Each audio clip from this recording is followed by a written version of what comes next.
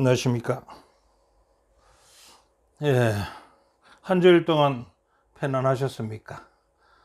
교과 공부 시간입니다. 예, 문답식으로 풀어보는 교과 공부. 오늘은 2024년 1기의 11과 공부가 되겠습니다. 오늘 제목은 시온의 하나님을 사모하며 라는 제목을 가지고 공부가 시작되겠습니다.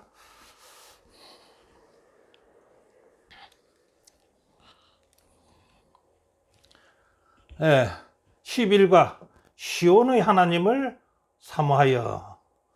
공부 요지를 한번 대충 정리해보면 이렇게 볼 수가 있겠습니다.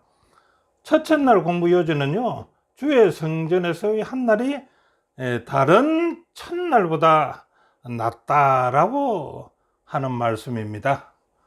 자, 성소는요, 그분의 영광스러운 나라와 영생을 어렴풋이나마 맛볼 수 있기 때문에 그 하나님의 궁정을 사모하여서 내 마음과 육체가 쇠약할지라도 하나님께 부르짖는다는 뜻이 시온의 하나님을 사모하면서 주의 성전에서의 한 날이 다른 것보다 첫날보다 낫다라고 얘기하는 겁니다.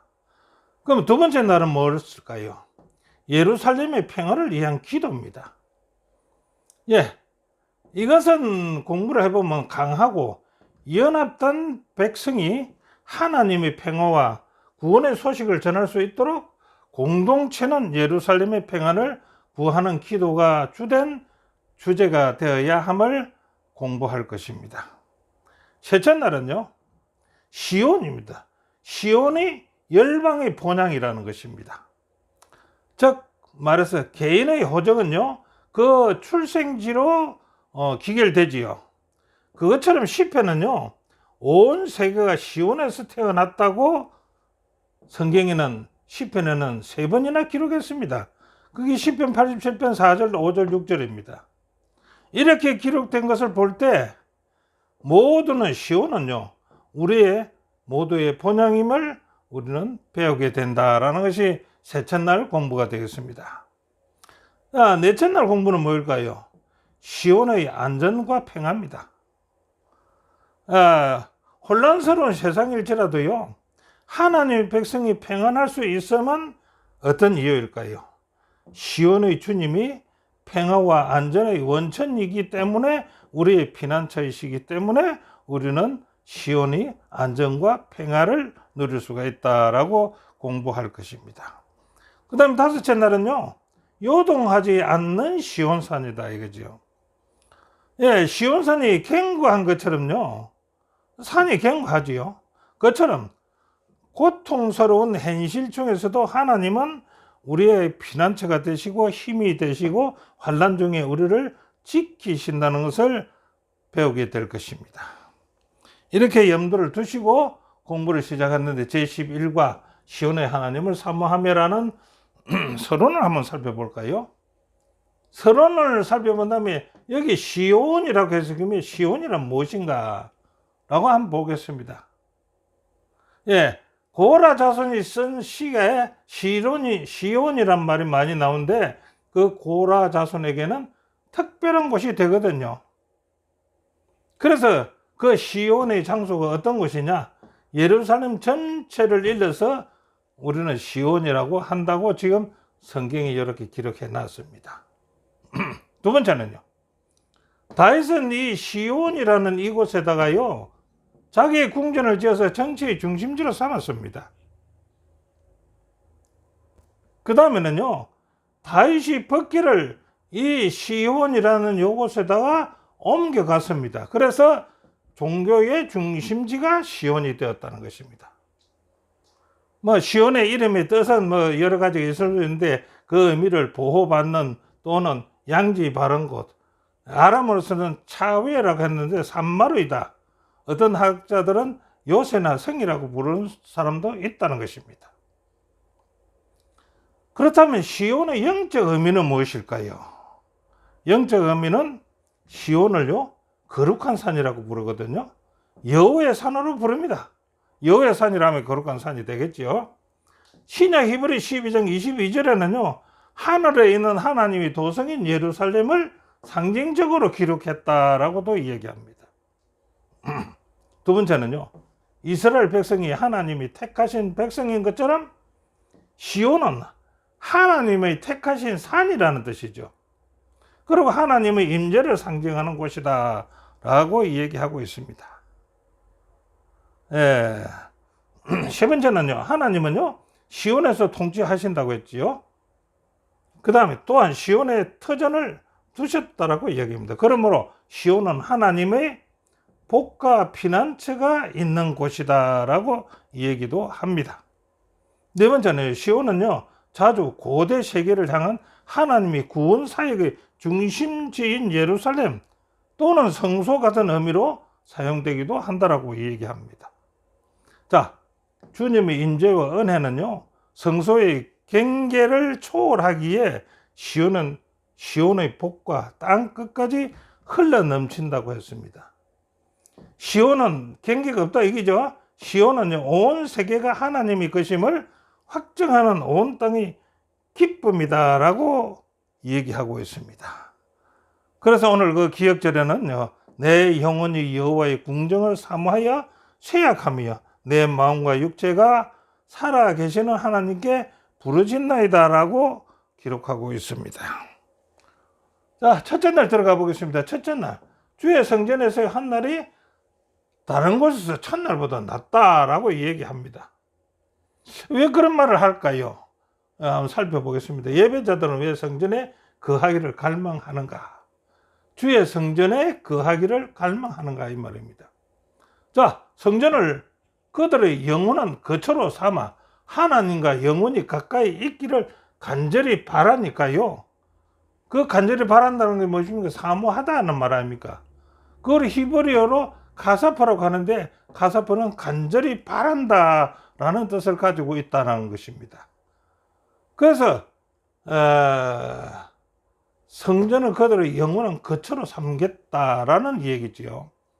그 다음 두 번째는요, 성전은요, 하나님이 임재하시는 특별한 장소라는 겁니다. 그래서 예배자들은 성전에서 여호와의 아름다움을 갖다가 히브리 노암인데, 이 아름다움이 즐거움, 그 다음에 유쾌함, 그 다음에 기쁨이라는 뜻을 가지고 있다는 것입니다. 아름다움이라고 기록한 것은요.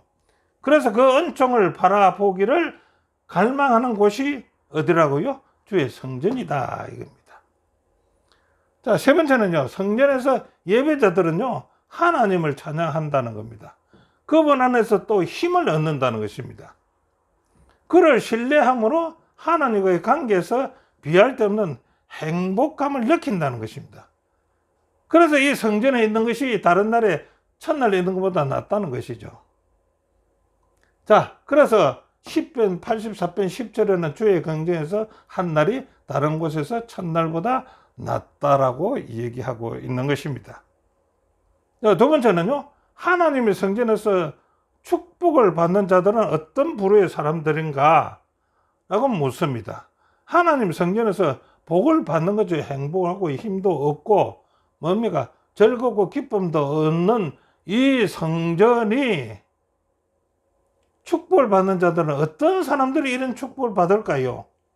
그걸 묻는 겁니다.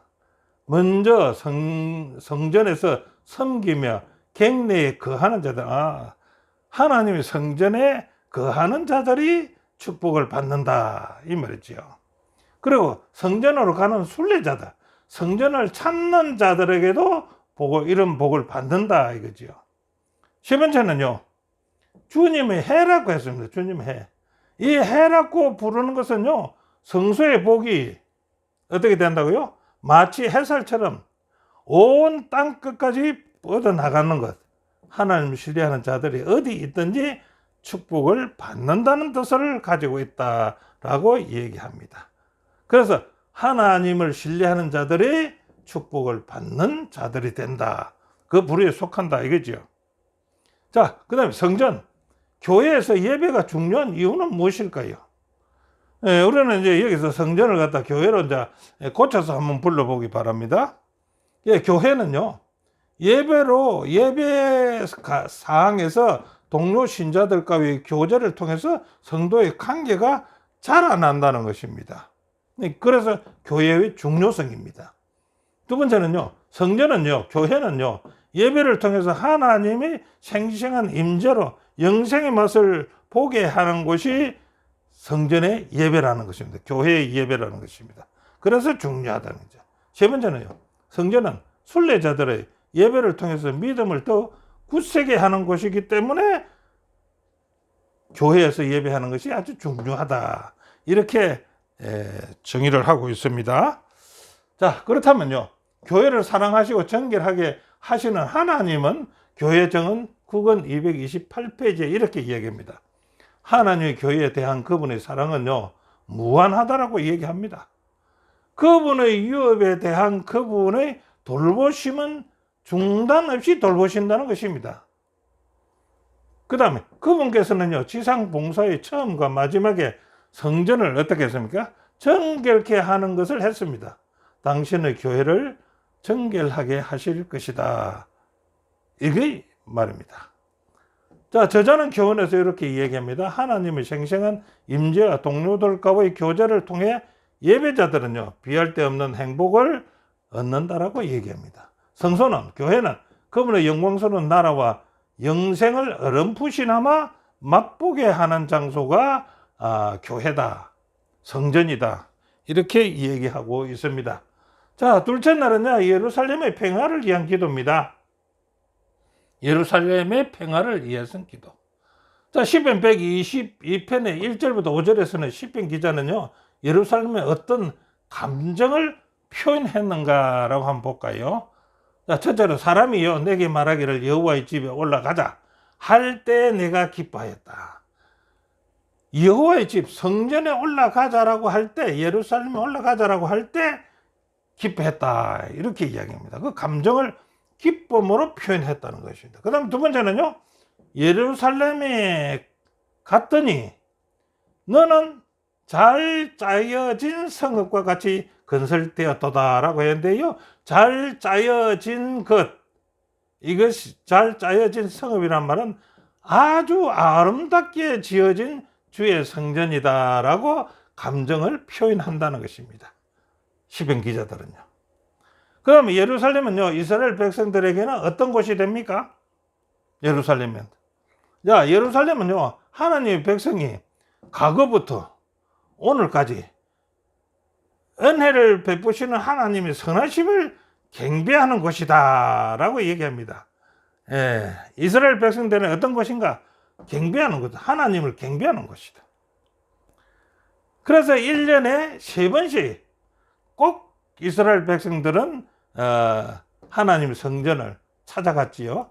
자, 무교절과 칠칠절과 초막절과 절을 해서 1년에 3번씩 모여서 기쁨을 나누는 곳이다. 그 기쁜 일이라고 했습니다.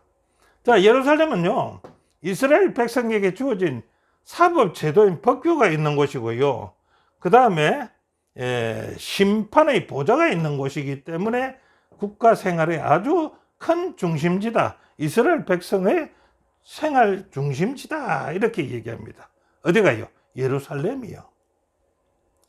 자, 그래서 저자는 이렇게 합니다. 이스라엘에게 주어진 법규는 때때로 증거의 장막이라고 불렀으며 거기에 증거궤가 있었거든요. 있는 성전을 가리킨다. 심판의 보좌는 예루살렘의 사법제도의 의미를 한다.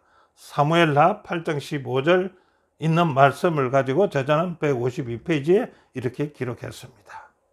자, 이스라엘 백성들이 주된 기도의 제목은 그럼 무엇일까요? 성전에 올라가서 기도했을 때 그 주된 기도의 제목이 무엇입니까? 여기 보니까요, 예배자들 사이에 평화가 있게 하여 그들을 하나로 연합하게 하는 기도가 그들의 주된 기도였다. 두 번째는요, 예루살렘의 평화를 위해서 기도하는데 하나님 그 백성이 또 백성들 서로가 평화롭게 살도록 호소하는 기도가 저들의 주된 기도가 되었더라 이겁니다. 그다음에 세 번째는요, 예루살렘이 평안하며 백성들은 번영할 것을 위해서 기도했다. 그들의 기도의 주된 목적은 평화와 번영을 기도했다. 이렇게 볼 수가 있겠지요. 강하고 연합된 백성이 하나님이 구원의 기쁜 소식을 세상에 선포할 수 있기 때문에 이 시편은 신앙 공동체의 안녕을 위해서, 평안을 위해서 기도가 주된 주제가 되어야 한다라고 요한복음 13장 34절, 35절을 기준으로 해서 말씀을 했습니다. 자, 예루살렘의 평화를 위해 기도하는 것은 왜 중요한지를 그 이유를 한번 대충 본다면 이렇게 했습니다. 이 기도는 마지막 때에 임할 예루살렘만 아니라 온 세상을 품을 하나님의 평화의 나라에 대한 소망을 생생하게 만들 것이 때문에 평화를 위해서 기도하기 중요하다. 153페이지에 저자는 그렇게 기록했습니다. 자, 저자의 교훈은요, 시편은 강하고 연합된 백성이 하나님의 평화와 구원의 소식을 전할 수 있기에 공동체의 안녕을 위한 기도가 그 기도의 주된 주제가 되어야 함을 가르친다. 뭡니까? 구원의 소식을 온 세상에 전파하기 위해서 안녕을 위해서 기도해야 된다. 그래서 예루살렘은 평화의 도시가 돼야 된다. 이렇게 얘기하는 것이죠. 자, 셋째 날은요, 시온을 지금 공부하고 있는데, 시온은 열방의 본향이라는 말입니다. 열방의 본향이다.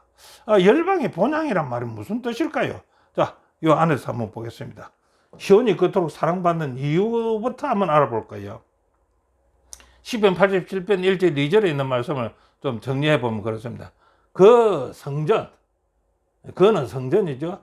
기지는 기초를 얘기하는 겁니다. 성산, 시온산에 있으며 하나님의 성전의 기초를 시온산에 놓았다는 것이고 성전을 거기에다 세웠으니 시온을 사랑하는 까닭이다 라고 했습니다. 시온을 사랑하는 까닭이요. 그 다음에 지존자께서 친히 시온을 세웠기 때문에 사랑받는 시온이 되었다. 시온에 대해서 얘기합니다. 세 번째는요, 종말의 시온은 모든 산 위에 솟아오를 것이며 이는 온 세상을 다스리시는 주님의 주권을 상징하는 곳이기 때문에 사랑을 받는다. 시온이 그토록 사랑받는 이유를 얘기합니다. 자, 네 번째는요, 천지를 지으신 여호와께서 시온에서 내게 복을 주시는 곳이기 때문에 어떻게 해요? 시온을 사랑한다. 이것을 정리한다면 과거 하나님의 백성이 특별히 모였던 이스라엘에 따른 어떤 장소보다 어디가요? 시온이 중요하다고 하신다. 그래서 시편은요, 하나님을 향한 참된 예배는 그분이 택하신 곳, 곧 시온에서 정하신 방법으로 이루어지는 예배다. 이렇게 얘기하는 것이 154페이지에 있는 저자의 말씀이 되겠습니다. 자, 그렇다면요, 시온에 대한 언급된 영광스러운 일들은 어떤 것이 있는가? 영광스러운 일들 어떤 것이 있습니까? 그걸 한번 보겠습니다. 하나님의 영광이 시온에서 나와서 모든 나라를 하나님께로 이끌어 하나님 나라의 경계는 온 세계로 확장된다. 하나님의 세계는 예루살렘 시온만 아니라 온 세계로 확장된다. 그 경계가 그렇게 된다 이겁니다. 경계가 온 세계로 확장이 된다. 두 번째는요, 시온이 주님을 구주로 영접하는 모든 민족의 영적 근거지가 될 것이다. 이 영적 근거지가 될 것이다. 이죠. 시온이 주님을 구주로 영접하는 모든 민족의 본향이 될 것이다. 이 말이죠. 자, 그래서 여기 이제 마지막 이 열방의 본향이 어떤 것인지 여기 세 번째에 나와 있는데요. 우리의 개인의 호적은요, 그 출생지로 우리가 돼 있지요. 성경에도 마찬가지입니다. 그처럼요, 시편은 열방이, 그 전 세계입니다. 열방이 시온에서 태어났다라고 세 번이나 얘기합니다. 시편 87편 4절, 5절, 6절에 세 번이나 이렇게 얘기합니다. 우리가 어디서 태어났다고요? 시온에서 태어났다고요. 그럼 우리 본향이 어디입니까? 시온이 된다, 이죠. 그 열방의 본향은 시온이라는 것입니다. 주님께서 그들에게 새로운 정체성을 주시고, 그러니까 정체성이라는 말은 뭐냐 그러면은 그것이죠. 우리의 출생지가 되고 시온의 자녀로 태어난 우리 모두는 그 특권을 합법적으로 우리에게 주신다는 것을 의미한다라고 이렇게 기록해서 놨습니다. 희망적인 것이죠. 자, 시편 87편은 유대인과 이방, 그 열방이죠. 세계인인 모두의 구원은요, 그리스도의 구속 사역을 통해 그들이 한 교회로 연합될 것을 신약도 말하고 있습니다. 로마서 3장 22절, 로마서 10장 12절, 갈라디아 3장 28절, 29절, 골로새 3장 11절에 이렇게 얘기하고 있다 얘기입니다. 온 열방. 자, 그래서 시편이 묘사하는 시온의 번영을 다른 성경은 또 어떻게 묘사하고 있는가 한번 볼까요? 시편이 묘사하는 시온의 번영. 하나님의 나라가 온 땅을 가득 채울 만큼의 시온은 큰 산으로 묘사를 했습니다. 그 시온을 갖다 큰 산이라고 했습니다. 그 다음에요, 하나님의 나라가 공중의 새들이 깃들이는 거대한 나무로 시온을 표시했습니다. 그래서 온 공중이 나는 새들이 거할 수 있는 곳, 온 열방이 거할 수 있는 곳, 그 다음에 온 땅에 가득 채울 만한 큰 산, 그래서 시온을 번영을 얘기했던 것입니다. 자, 교훈은요, 시온은 온 세상을 다스리시는 주님의 주권을 상징한다는 겁니다.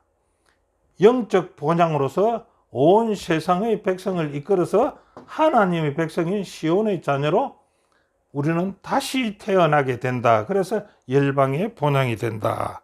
이렇게 얘기하는 겁니다. 자, 넷째 나라는 시온의 안정과 평화입니다. 시편 46편을 기준으로 해서 이제 보겠는데요.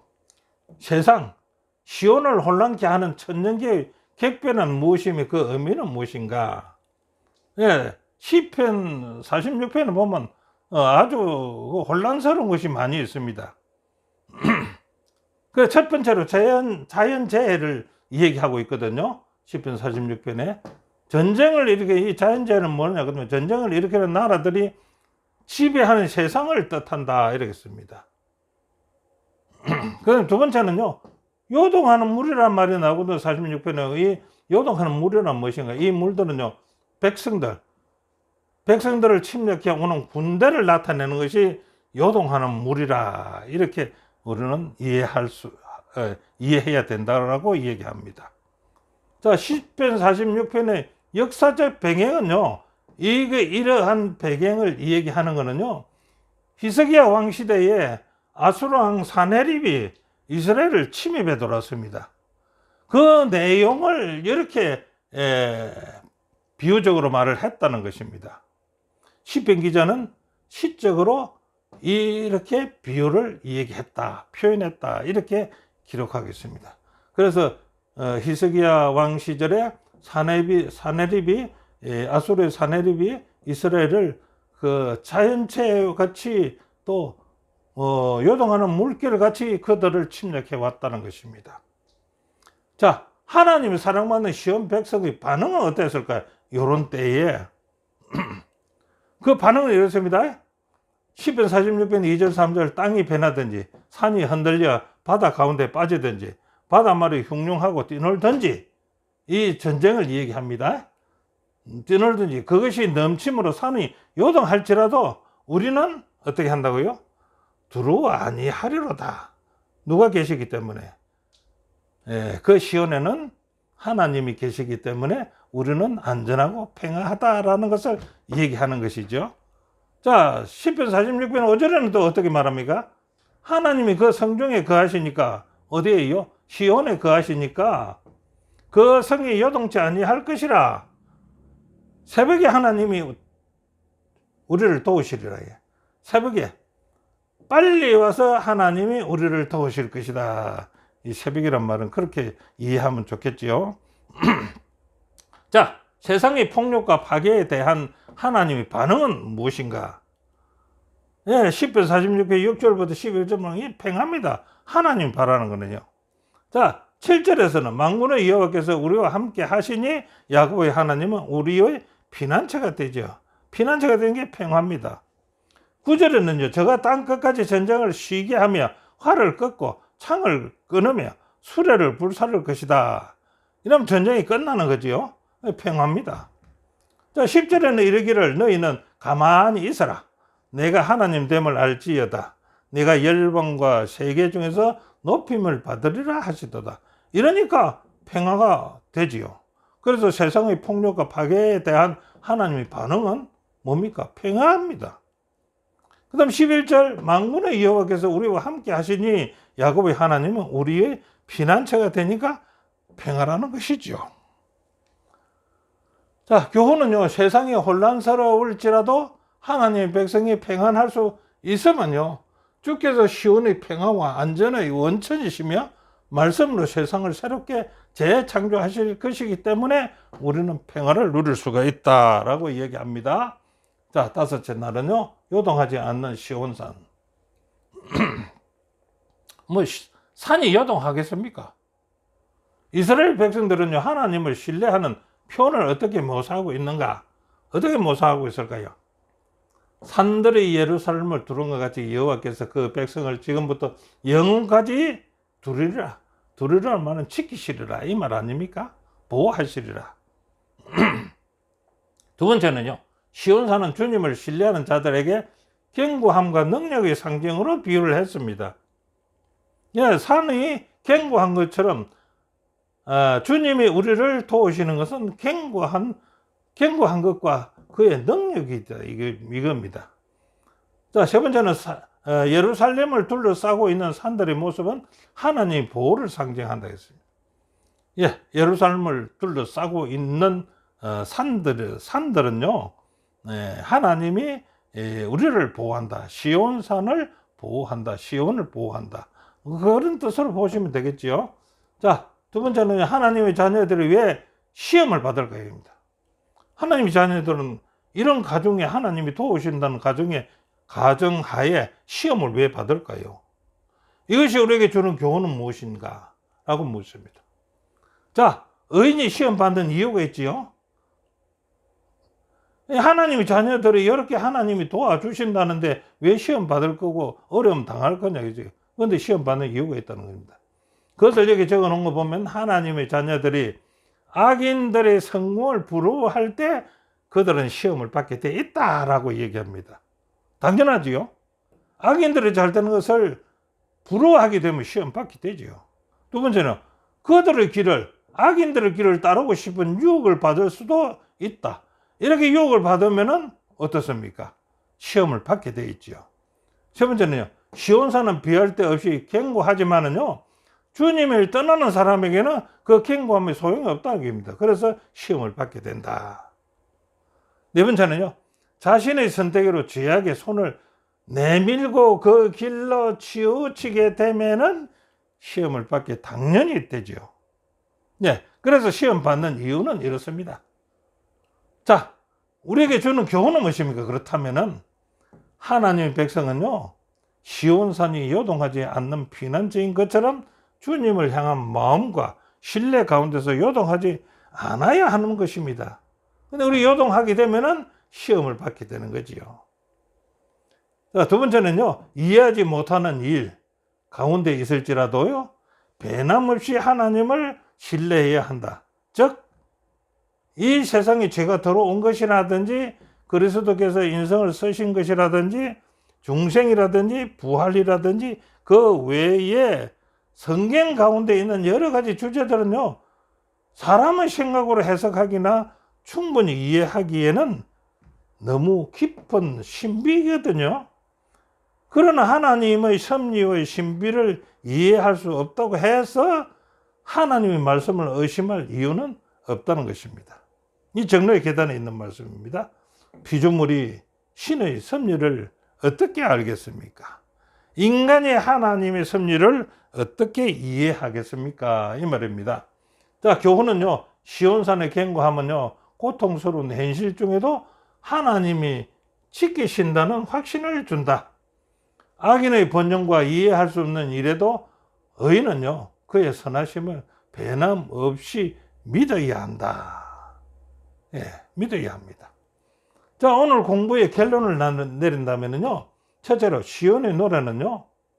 하나님이 통치하심에 대한 생생한 소망을 항상 기억하고 그것과 함께 살겠다는 결심과 약속입니다. 시온의 노래는요. 두 번째는요. 시온을 잊지 않는 것은 순례자가 되어서 이 세상을 고향으로 여기지 않고 새 하늘과 새 땅을 향해 나아가는 것이며 회복될 하나님의 나라를 소망하며 사는 것이다. 그렇지요? 우리는요, 시온이 앞에서 볼 때 어디라 했습니다. 우리의 출생지입니다. 그래서 우리의 본향은 시온이라 이러지. 즉 예루살렘이다. 하늘이다. 이 새 땅을 향해서. 자, 그 노래는요, 소망을 나누게 하고 우리가 시온에서 다스리시는 하나님의 대리자가 되어 힘있게 우리가 해야 될 일을 해야 된다는 것입니다. 자, 오늘 공부는 여기까지입니다. 함께 공부해 주신 여러분 대단히 감사합니다. 다음 주까지 또 기다려 주시기 바랍니다. 감사합니다.